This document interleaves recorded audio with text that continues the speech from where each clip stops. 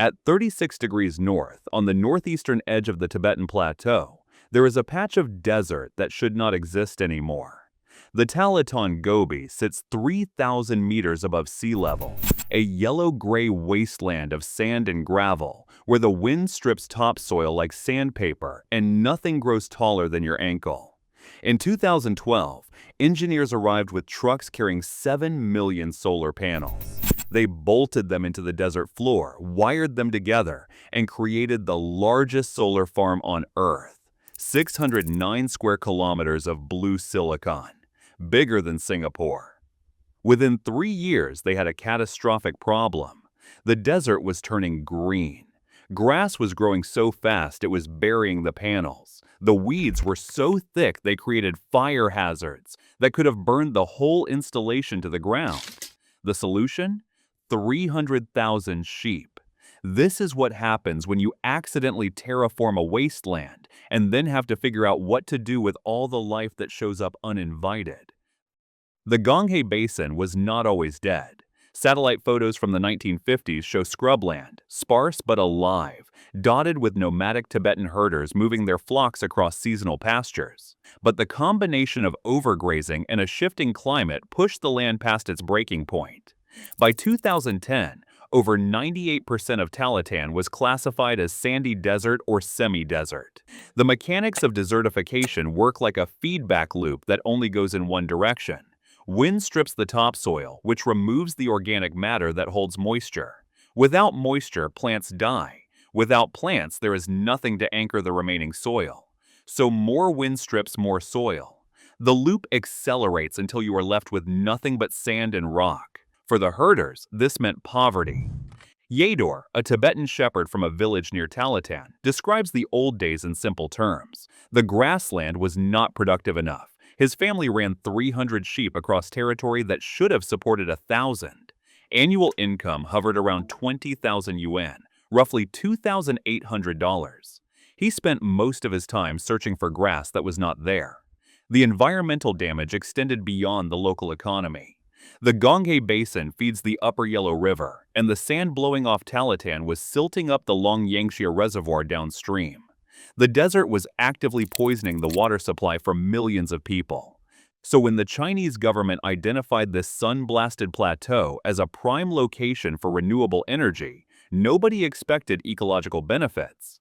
The logic was purely industrial. High altitude means thin atmosphere, which means more solar radiation reaching the panels. Cold temperatures improve silicon efficiency. Flat, empty terrain means you can build at scale. 3,000 hours of annual sunshine, no competing land uses. The Talatan Gobi was worthless for everything except catching sunlight. 600 kilometers east of Beijing, the factories of Jiangsu province were burning coal to keep the lights on. The Talatan project was designed to change that equation. Engineers from Qinghai Hydropower Development Company started construction in 2012. Bolting row after row of photovoltaic panels into the desert hardpan. They paired the solar farm with the massive Longyangxia hydropower station nearby. The dam acts as a giant battery, balancing the solar instability. This allowed them to build at a scale previously thought impossible, 15 gigawatts of capacity. This hydro-solar pairing became the largest of its kind in the world. By 2024, the combined system was pushing over 15 gigawatts of capacity onto ultra-high voltage transmission lines running east. The sunlight of the Tibetan Plateau was powering factories 1,500 kilometers away.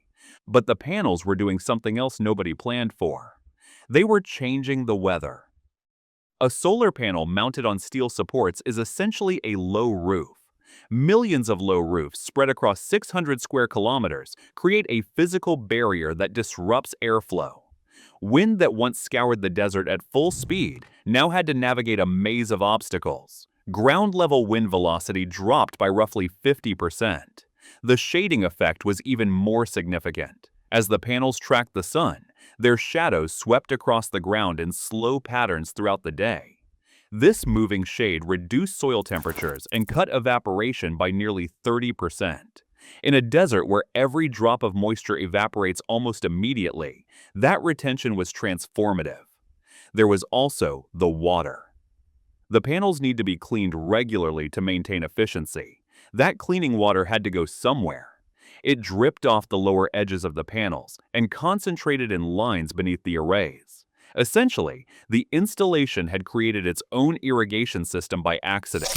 The combination of reduced wind, lower evaporation, and supplemental water triggered a chain reaction that had been dormant for decades. Seeds that had been sitting in the sandy soil, waiting for conditions that never came, suddenly found themselves in a nursery. Grasses emerged, then shrubs.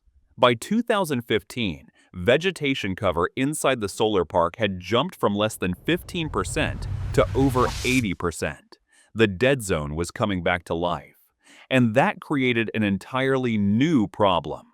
The first signs of trouble appeared at the northern edge of the installation, where the grass grew tallest. Solar panels need unobstructed sunlight to generate power. When vegetation grows high enough to cast shadows on the lower cells, efficiency drops.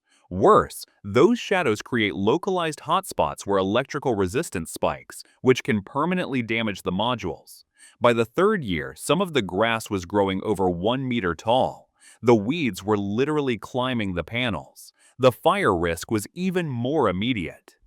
The Tibetan Plateau has dry winters. All that lush summer growth turned into standing hay by October. One electrical spark, one overheated connection, and 600 square kilometers of solar infrastructure would be surrounded by fuel. The obvious solutions did not work. Herbicides would poison the recovering soil and potentially contaminate the Yellow River watershed. Mechanical mowing was theoretically possible, but practically absurd. You cannot efficiently mow 600 square kilometers of varied terrain, cluttered with millions of steel support posts, cables, and junction boxes. The cost in labor and equipment would have crippled the project's economics. The park operators were caught in a trap of their own making. Their success at generating clean energy had accidentally triggered ecological restoration, and now that restoration was threatening to destroy the installation. The grass was not a maintenance issue. It was a resource. The Tibetan Plateau already had a tool perfectly designed for converting grass into value. Sheep. Goats were impossible. They climb structures and chew insulation. Put goats in a solar farm and you get short circuits. But sheep are strictly ground-level operators. They are biological lawnmowers that ignore the hardware. And they had been doing this job on the Tibetan Plateau for thousands of years. The engineering modification was straightforward. Standard solar arrays in China were mounted low to minimize steel costs and wind load. To accommodate sheep, the clearance height was raised to approximately 1.2 meters, high enough for a full-grown animal to pass underneath without collision. Row spacing was adjusted to allow herders on motorcycles to navigate the corridors. The pilot program started small. A few hundred sheep were monitored closely for any conflicts with the infrastructure. The animals ate the grass. They did not damage the panels. Their hooves did not destabilize the mounting posts. Their wool did not catch on the electrical connections. The program scaled rapidly. By the early 2020s, the number of sheep grazing inside the solar park had grown to approximately 300,000. The biological lawnmowers had replaced the mechanical ones entirely. Today, if you stand on the observation platform at Talatan, the view makes no visual sense. The horizon is a geometric grid of blue panels, 600 square kilometers of silicon stretching to the edge of sight. Beneath those panels, instead of sand, there is grass. Moving through that grass, flowing between the rows like white water through channels, are thousands of sheep. Vegetation cover inside the park is 80%, compared to less than 15% in the surrounding desert. Above ground plant growth is up from 133 to 235%. The soil is now sequestering 178% more carbon than the untreated desert outside the perimeter. For Yador, the shepherd who once spent his days searching for grass that did not exist, the change has been material. His flock grazes inside the solar park now, on pasture that is lusher than anything the open plateau ever provided. He earns extra income cleaning panels and helping with maintenance. His annual household income has risen from 20,000 yuan to between 70 and 80,000 yuan. That is a jump from $2,800 to over $10,000. The sheep themselves have become a premium product. Marketed as photovoltaic sheep or solar sheep, they are branded as free-range, grass-fed animals raised on restored land. They command higher prices than conventionally raised livestock. Over 30 agrivoltaic cooperatives now operate in the region, and the model has been credited with lifting 173 villages out of poverty. The ecological loop is now self-sustaining. The panels shade the soil, which retains moisture, which grows grass, which feeds sheep, which produce manure, which fertilizes the soil, which grows more grass. The system requires no external inputs beyond the original infrastructure investment. It generates 15 gigawatts of electricity, supports 300,000 livestock, employs thousands of workers, and continues to expand. The desert that was swallowing the Yellow River watershed has been converted into a carbon sink. Talatan is a study in cascading systems. The engineers who designed this installation were solving an energy problem. They did not intend to alter the microclimate. They did not expect vegetation. They certainly did not plan to become sheep farmers. But when they changed one variable, the wind speed across that patch of desert, they triggered a chain of consequences that required an entirely different kind of solution. The traditional approach to desert restoration is planting trees and hoping they survive. It is expensive, labor-intensive, and has a high failure rate. Talatan suggests an alternative model. Build infrastructure that has value on its own terms. Let that infrastructure alter the environment as a byproduct. Then use agriculture to manage whatever grows. It is not terraforming in the science fiction sense. It is more like negotiating with a landscape. You change one thing. The land responds. You adapt to the response. The land adapts to your adaptation.